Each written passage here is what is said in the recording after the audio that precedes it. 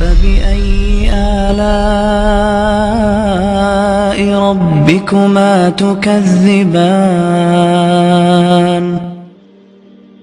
جتنی اہمیت علم کی اسلام میں ہے کسی اور دین میں ہے نہیں. کیوں؟ اس دین کی پہلی جو وحی آئی وہ کون سی وحی تھی؟ اقرا.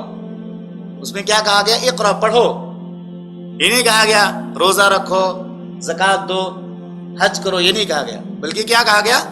پڑھو. یہ علم دین کی اہمیت کے لیے بہت واضح دلیل ہے. اقرا بسم ربک الذی خلق، یعنی آسمان سے جو وحی پہلے نمبر پہ آتی ہے اس میں کیا کہا جاتا ہے؟ پڑھو.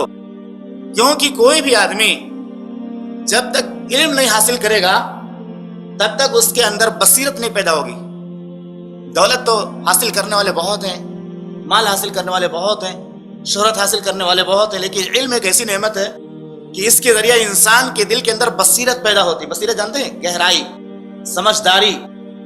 جیسے کہ مثال دی جاتی ہے، جیسے کہ کوئی کتاب لکھے اور اس کے اندر جو حروف ہوتے ہیں وہ کالی سیاہی سے لکھے جاتے ہیں، تو لوگ مثال دیتے ہیں نا، دیہاتی مثال دیتے ہیں، کالے حروف بھینس کی طرح ہوتے ہیں.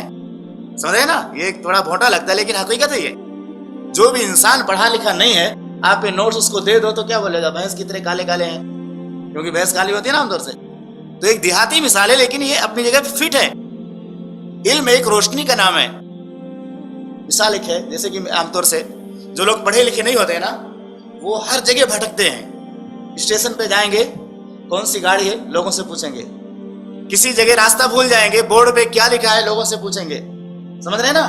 ٹکٹ کاؤنٹر کہاں ہے لوگوں سے پوچھیں گے. اور جو پڑھا ہے اس کی نگاہ جہاں بھی پڑتی ہے اس کو روشنی نظر آتی ہے. گاڑی پہ دیکھا فلاں جگہ جانے والی ہے نا؟ وہ جو ہے راستے میں جو سنگ میل لگی ہے لکھا یہ فلاں جگہ راستہ جانے والا ہے، یہاں سے اتنے کلومیٹر ہے، تو روشنی ہے نا. وہ علم جو آپ نے سیکھا ہے اس کو جیسے آپ دیکھتے ہیں آپ کو روشنی مل جاتی ہے نا. تو علم ایک روشنی کا نام ہے. علم کے بغیر انسان کبھی کامیاب نہیں ہوتا، اور علم خاص طور سے آخرت کے لیے بہت ہی ضروری ہے.